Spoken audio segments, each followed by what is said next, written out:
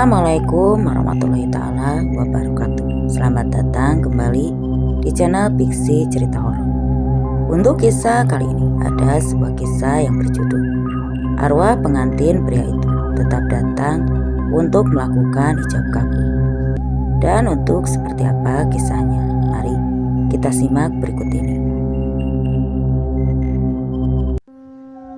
Di teras rumah bergaya kolonial tua di kota Purwokerto, aroma melati yang menghiasi minibus bercampur dengan wangi parfum mahal. Arjuna mengenakan beskap coklat muda yang elegan. Tantintinya membenarkan belangkonnya, senyumnya lebar. Matanya memancarkan kebahagiaan yang meluap-luap. Hari ini ia akan mengucapkan janji suci kepada Lasmi, gadis dari desa Cisoka di lereng gunung. Lihatlah, calon pengantin kita sudah tidak sabar. Goda Bibitari memeluk Arjuna erat. Hati-hati di jalan ya Dok, jangan ngebut-ngebut. Pasti Bi, ini demi Lasmi, jawab Arjuna mencium tangan pipinya.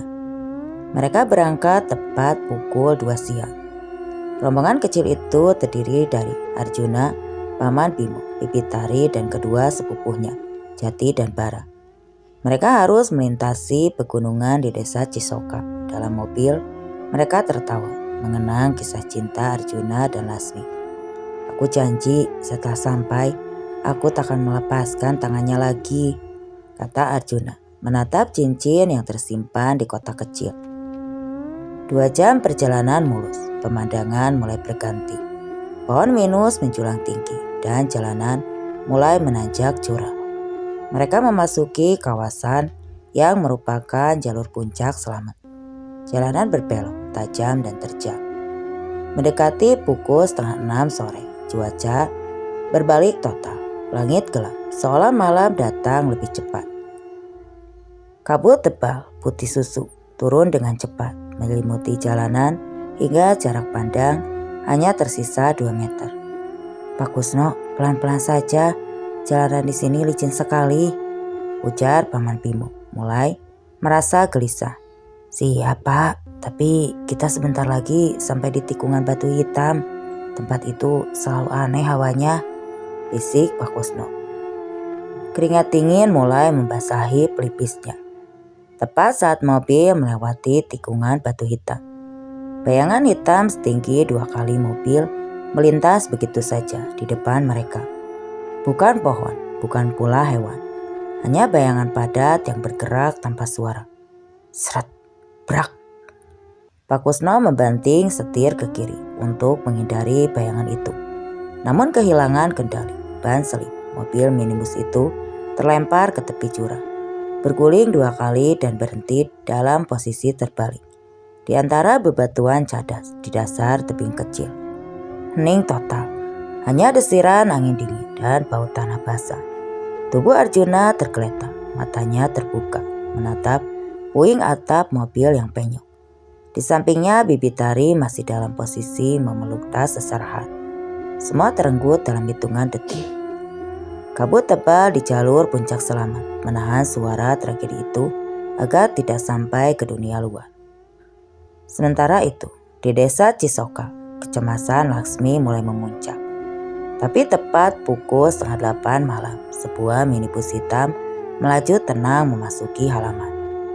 Arjuna turun, ia berjalan perlahan menghampiri Padanu, ayah Lasmi. Arjuna tampak sempurna, beskap rapi tanpa noda, senyum tipis. Syukurlah kamu datang nak, sambut Padanu lega. Janji harus ditepati Pak, jawab Arjuna, suaranya pelan dan monoton. Namun kejanggalan mulai terasa. Para tetangga yang menyambut rombongan itu terdiam. Mereka melihat Paman Bimo dan Bibitari berjalan kaku. Punggung mereka terlalu tegak. Mereka hanya mengangguk sopan. Tidak ada senyuman hangat dan mata mereka tampak kosong. Kok aku merasakan dingin sekali ya di dekat mereka, bisik salah satu seorang kerabat. Dan bau Tanjung itu menusuk sekali, padahal tidak ada pohon Tanjung di sini. Lasmi saat bertemu Arjuna merasakan hal yang sama. Suaminya terlihat tampan, tetapi matanya tidak memancarkan gairah. yang ia kenal. Ketika ia mencoba meraih tangan Arjuna, pria itu menariknya kembali dengan cepat, seolah takut disentuh. Pukul 8:30 akad nikah dimulai. Kiai Hasan, penghulu yang sudah sepuh, duduk di posisi utama. Sejak rombongan itu duduk, Kiai Hasan sudah gelisah. Ia merasakan aura yang tidak biasa. Udara terasa berat dan lampu gantung di ruang berkedip tidak karuan. Ketika Kiai Hasan menjulurkan tangan untuk ijab kabul, ia harus menguatkan batinnya saat tangan mereka bertemu. Kiai Hasan menahan napas.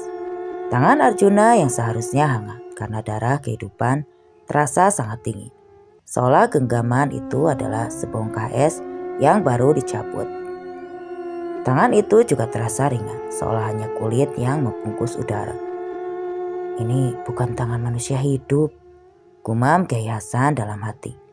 Hatinya mencelos. Meskipun demikian, ia melanjutkan. Saya nikahkan engkau Arjuna bin Cakra. Arjuna menjawab. Saya terima nikahnya Lasmi binti Danu dengan mas kawin tersebut tunai. Jawaban itu sempurna, terlalu sempurna. Suara sah terdengar nyaring, namun anehnya, suara itu bergema ke seluruh ruangan tanpa menggunakan pengeras suara. Setelah dinyatakan sah, rombongan Arjuna segera berdiri. Mohon maaf, kami harus kembali, ada urusan mendesak, kata Pak Bimo dengan suara datar. Lasmi yang sudah resmi menjadi istri, bingung dan juga sakit hati. Arjuna, kenapa terburu-buru? Kita kan baru saja menikah. Arjuna mendekat. Tatapannya kini berubah sendu, namun tetap kosong. Ia berbisik, suaranya sangat lirih. Aku datang, Lasmi. Aku menempati janjiku. Tapi aku tidak bisa tinggal lama. Jalanku sudah berakhir. Ingatlah, janji di ujung kabut tikungan batu hitam. Ia lalu membalikkan badan dan pergi tanpa menoleh. Rombongan itu pergi dengan minibus hitam. Para tetangga yang melihat kepergiannya hanya melihat jalan gelap di luar gerbang. Tidak ada suara mesin mobil yang terdengar. Tidak ada cahaya lampu belakang mobil itu, hanya menghilang. Keesokan paginya, suasana di rumah Lasmi masih dibalut kebingungan dan keganjilan. Tiba-tiba suara pecah terdengar. Tarik, sepupu Lasmi, menjatuhkan cangkir tehnya. Ia menunjuk televisi yang menyiarkan berita lokal pagi. Reporter melaporkan, tim SAR telah berhasil mengevakuasi korban kecelakaan tunggal di jalur Puncak Slamet, tepatnya di tikungan Batu Hitam. Minibus yang ringsek ditemukan di dasar tepi.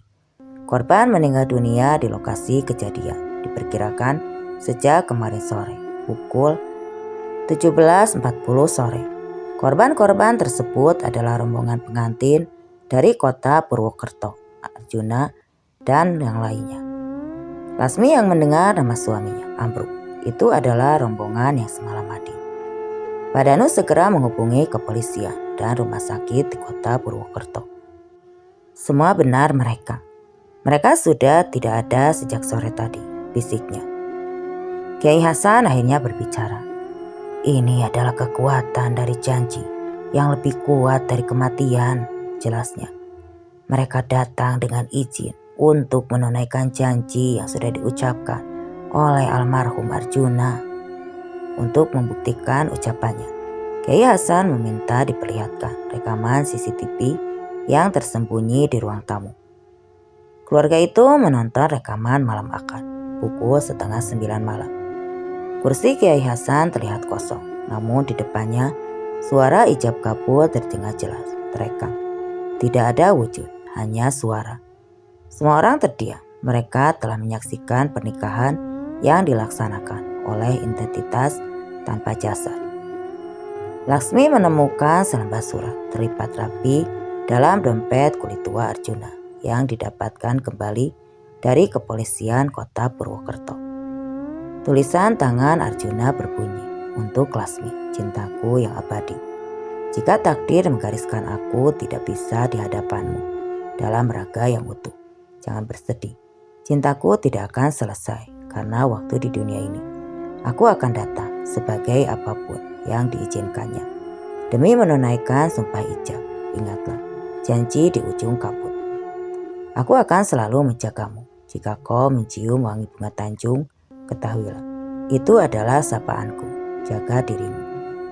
Laksmi akhirnya menangis, namun kali ini tangisan penerimaan. Arjuna dan rombongan dimakamkan keesokan harinya di Purwokerto. Laksmi datang membawa seikat bunga Tanjung yang ia petik dari kebun belakang rumahnya di desa Cisoka. Laksmi tetap untuk menjadi istri dari Arjuna. Ia membuka usaha kecil, toko kelontong dekat rumahnya. Setiap malam Jumat saat Laksmi duduk sendiri, ia akan mencium aroma bunga Tanjung yang tiba-tiba menyebar di kamarnya. Para tetangga bercerita, kadang mereka melihat bayangan seorang pria berdiri di bawah pohon Tanjung di halaman, menatap jendela kamar Laksmi lalu menghilang. Mereka tahu itu adalah penjaga janji. Dan begitulah kisah tragis Arjuna dan Laksmi dari kota Purwokerto dan desa Cisoka menjadi legenda. Sebuah pengingat bahwa terkadang cinta sejati memiliki kekuatan untuk menembus batas waktu dan dimensi. Dan cerita pun selesai.